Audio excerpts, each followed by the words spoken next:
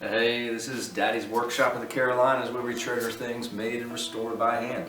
So I had the chance recently to snag a classic Potbelly Delta Crescent 8-inch joiner.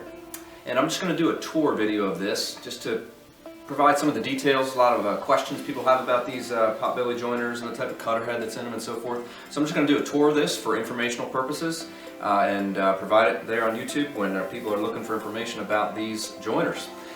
Personally, I'm not going to restore this one. A fellow OWWMer is going to do the honors on this one, and I'm sure he's going to do an awesome job. I'm really looking forward to being able to pass this along to him to have it restored well. He's been looking for one for a while, and happy to help him out. So here we go, little tour. One of the most distinctive things about this design is the Potbelly, and this is to accommodate the original motors. What's unique about these cast iron stands is they come in 4 pieces, each side and then front and back, and then they are bolted together with these brackets that are inside here. I'll take the back panel off in a minute and you can see how that works. But this is certainly a distinctive part of the design that is part of what makes them so desirable. So this is Delta Milwaukee Crescent. For some years in the 1950s, they were sort of badged this way. There's a variety of way they badged them when they were sort of merged in that way. So this one's from 1955, if I remember right. I could double check on the serial number. And then from there we'll go up to the cutter head area and we'll take a look at that. Okay, so now we'll take a look at the cutter head area, the cutter head guard, and the spring here. So this looks like a replacement spring. It's way too bright and shiny to be original, but it looks like they did a good job, previous owner, of getting something fit in there and provides enough tension for that to do its work as the guard.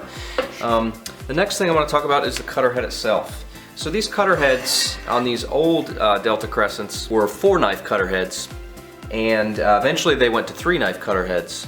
And so the old ones originally had 1/16 thickness blades, which is pretty thin. Modern joiners have 1/8 thickness blades. The previous owner had mentioned that he sent the knives away to get sharpened, and he got them back and so forth, and he put them in, but don't pay attention to how they're in here because they're in here wrong. He put them in with the bevel backwards and the jibs on the wrong side. But nonetheless, I do want to just explain a little bit about these cutter heads. Again, don't look at the way those blades are installed. Those are wrong. I've not done anything to this to troubleshoot the cutter head and get it back installed properly as far as the knives go. But these are 4-knife cutter heads that have an older design as far as adjusting the blades up and down and so forth, and it can be some cumbersome and tedious. So eventually Delta went to a 3-knife cutter head, and for a while they even offered a program where you could send the old 4-knife cutter head back and get the 3-knife cutter head, which they were considering a safety upgrade and so forth. So from what I'm gathering on OWWM, it seems like some folks have swapped cutter heads on these. So the original cutter head does leave some to be desired. Okay, from there we will go to the fence design. As far as the basic fence design, this casting is pretty common amongst 8-inch joiners, but the fence mechanism actually is a little bit different and perhaps a little more precise than some of the other ones on, for example, powermatic joiners and so forth. So for actually moving the fence in and out, you've got this simple lock lever here that you loosen, and then the fence moves in and out on the table. Pretty simple there. That's very common, like I said. And then to adjust the angle of the fence, you've got a locking lever, and then you've got a knob with a worm gear. And you can actually move this one to 45 degrees, tilted away from the table, and you can also tilt it in the other direction towards the fence all the way to 45 degrees that way. So it's a pretty versatile fence. Seems pretty robust in its design. So that's a pretty neat setup there. Down. Okay. And now we'll move on to the back here with the motor. Okay, so this back panel is held on by some knobs on some threaded rods, and so we'll take this off and you can get an idea of what the inside looks like here. So that comes off pretty easy, and then we can see that covers the belt, which is obviously connected to the motor. This is a replacement motor. Very clearly a modern motor in here, 2 horsepower single phase. And then you can see those brackets I was talking about with these threaded rods that connect each side of these cast iron panels together. So that's the basic design here. Again, really unique. It's got that classic Art Deco look. And these little piped edges can also be accented with your paint scheme. If you want to do like a two-tone, I've done before on other machines that have the Art Deco design, like a gray and black. There's all sorts of variations people do, but it is a neat feature to draw attention to.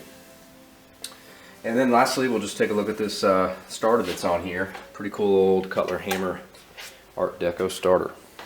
And then lastly here, this is a pretty cool Cutler hammer controls here. This is, first I saw it and I thought, okay, well it's going to be like an AB609, an Allen Bradley manual starter. But if you push those buttons, those are momentary contact buttons. Those aren't like a manual starter. So let's open it up and see what we got here. Okay, so this is a Bulletin 9586 automatic starter with thermal overload relay, Cutler hammer, and maximum horsepower ratings for 3-phase or single phase, 1.5 horse for 110 volts, 2 horse for 220 volts. Alright, so that's pretty cool. Old school magnetic starter with that classic Art Deco look as well.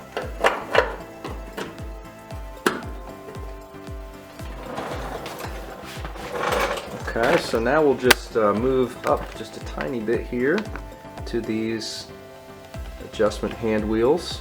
And here you can see the original hand wheel. The way these waves are designed on these older Delta joiners, there's no additional locking knob or anything. Everything that's needed is right here with the hand wheel to adjust the bed up and down. And both sides have that same knob design. Eventually they went to, like I said, some type of hand wheel and a locking knob. But the early ones are done this way. Okay, so there you have it. A quick tour of a classic machine. A Delta 8-inch joiner on cast iron stand, as it's also called a Potbelly joiner. These are great machines and certainly can be brought back to life pretty straightforwardly. The big thing, as we went through our tour, to consider is the cutter head. What are you going to do there? Make sure when you're looking at the machine, you find out if it's the original 4-knife or it's already been changed to a 3-knife or something else, and have a plan in mind for that. That's probably the biggest thing. Everything else for the most part is pretty straightforward. So if I can do it, you can do it.